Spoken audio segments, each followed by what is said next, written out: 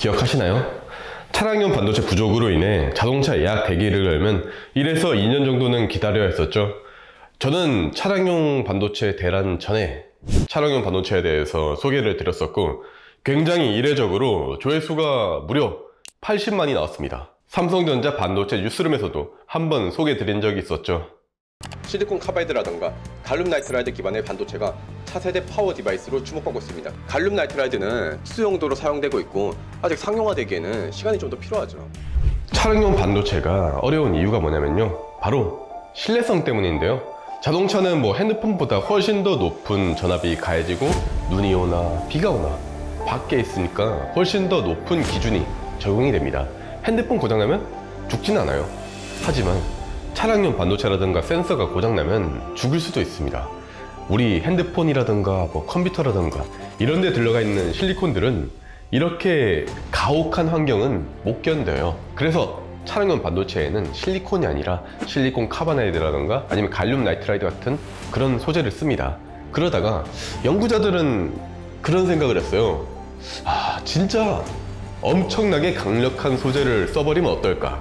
이를테면 단단하고 안정적인 다이아몬드는 어떨까? 네, 놀랍게도 장난 같았던 이 아이디어가 까고 보니까 역대급 용량과 신뢰성을 보여주며 현재 학계를 뒤집어 놨습니다.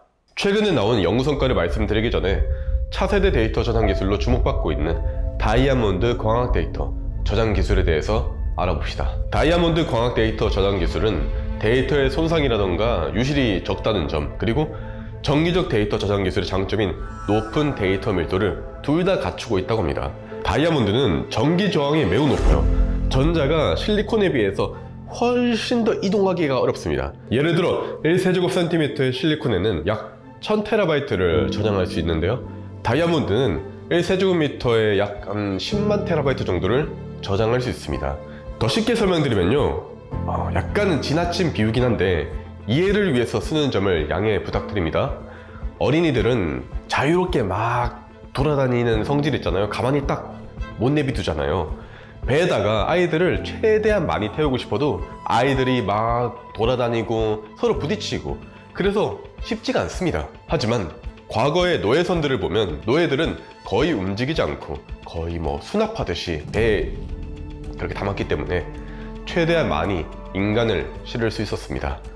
실리콘은 전자이동도가 높고 다이아몬드는 전자이동도가 낮은 겁니다. 전자이동도가 낮다는 것은 물론 안 좋은 점도 있습니다. 하지만 이 경우에서는요, 잘 움직이지 않다 보니까 주변 전자에 덜 부딪히고 데이터 비트 손상도 적으며 더 밀도 있게 딱딱딱딱딱 배열을 할 수 있습니다.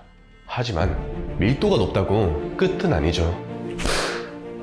반도체로 쓰기 위해서는 필요할 때는 켜고 또 필요할 때는 이렇게 꺼지도록 구분이 될 수 있어야 됩니다.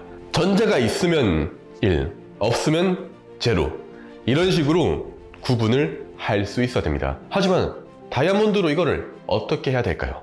2023년 12월 뉴욕 시티대학교의 연구팀은 다이아몬드에 있는 질소00이라는 것을 이용해서 데이터를 저장하는 기술을 개발하였습니다. 질소00은 쉽게 생각해서 다이아몬드는 탄소로 이루어져 있습니다. 그런데 여기에 질소가 들어와서 자리를 빼앗아 버린 거예요. 일종의 결함이죠. 다이아몬드는 겉으로 보기에는 완벽해 보이지만 질소가 들어가서 결함이 존재합니다.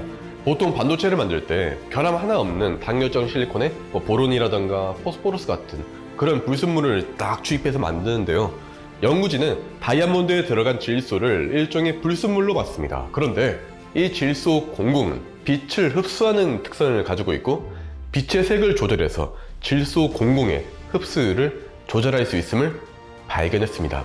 내용이 어려운데 쉽게 설명해서 파란 빛을 쏘면 질소00이 빛을 많이 흡수해서 제로가 되고요, 빨간 빛을 쏘면 덜 흡수해서 1이 됩니다. 앞에서 실리콘 반도체가 전자가 있으면 1, 없으면 제로라고 말씀드렸는데 이거랑 비슷하죠? 연구팀은 빛의 색을 적절하게 이용함으로써 기존의 다이아몬드 광학 데이터 저장 기술에 비해서 데이터密도를 약 10배나 향상시켰습니다. 연구자들은 다이아몬드를 두고 신이 내린 선물이라고 말하곤 합니다. 일본은 2023년 다이아몬드 반도체를 실제로 190시간 이상 사용하는 것에 성공했고 Ultimate Power Semiconductor라는 이름을 붙이며 한계를 돌파하기 위한 도전을 하고 있습니다.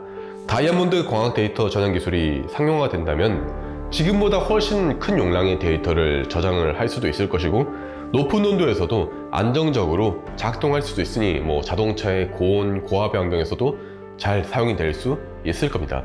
이제 방사선에도 내구성을 가지다 보니까 우주선에서도 사용이 될 수 있겠죠. 물론 비싸겠죠, 처음에는.